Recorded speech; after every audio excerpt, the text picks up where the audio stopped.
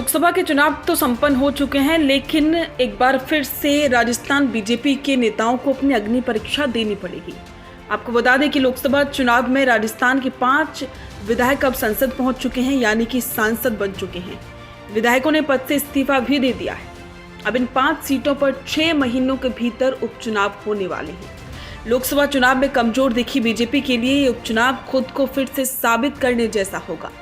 BJP के आलाकमान के पास में राजस्थान में लोकसभा चुनावों में कांग्रेस से मिली शिकस्त के बाद रिपोर्ट पहुंच चुकी है। ऐसे में पार्टी इन 5 सीटों पर जीत का मास्टर प्लान बनाने में जुटी हुई है। आपको बता दें कि खिवसर, चौरासी, झुंझुनू, देवली, उनियारा और दौसा में उपचुनाव होने वाले हैं और ये वो सीटें हैं जिन पर न सिर्फ सचिन पायलट बल्कि हनुमान बेनीवाल और इसके साथ साथ में राजकुमार रोत भी बीजेपी के लिए बड़ी मुश्किल बने हुए हैं। खिवसर विधानसभा सीट की अगर बात की जाए तो इस बार बेहद कम मार्जिन से जीते हनुमान बेनीवाल की इस जाट बाहुल्य सीट पर अच्छी पकड़ है। 4 बार बेनीवाल इसी सीट से जीते हैं, लेकिन अब देखना यह है कि क्या कांग्रेस के साथ आरएलपी इस सीट पर समझौता करेगी या कांग्रेस अपना उम्मीदवार नहीं उतारेगी। इस सब के बीच बीजेपी के लिए यहां पर कड़ी चुनौती है। हालांकि खबरों के अनुसार हनुमान बेनीवाल ने इस सीट पर अकेले ही चुनाव लड़ने की बात कही है। इसके अलावा बात करें 84 विधानसभा सीट की, तो इस सीट पर राजकुमार रोत जीत करके 2 बार विधायक बन चुके हैं। आदिवासी इस सीट पर बीएपी की पकड़ बहुत ही मजबूत है। ऐसे में यहाँ बीजेपी के लिए मुश्किलें ज्यादा बढ़ सकती हैं, क्योंकि लोकसभा के चुनाव में भी इस क्षेत्र से बीजेपी को करारी हार का सामना करना पड़ा है।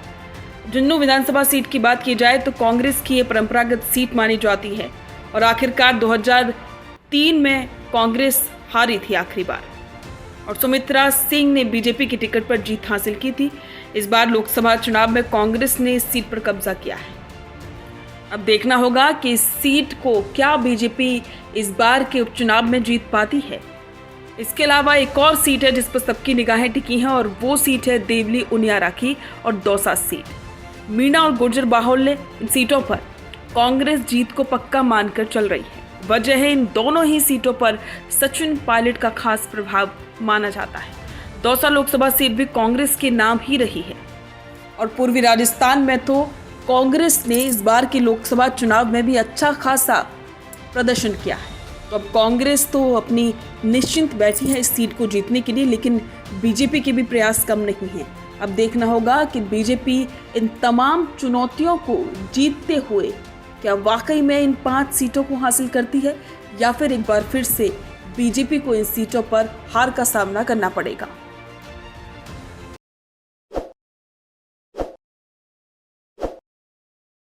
ताज़ा खबरों के लिए विजिट करें द फैक्ट इंडिया की वेबसाइट और डाउनलोड करें द फैक्ट इंडिया ऐप।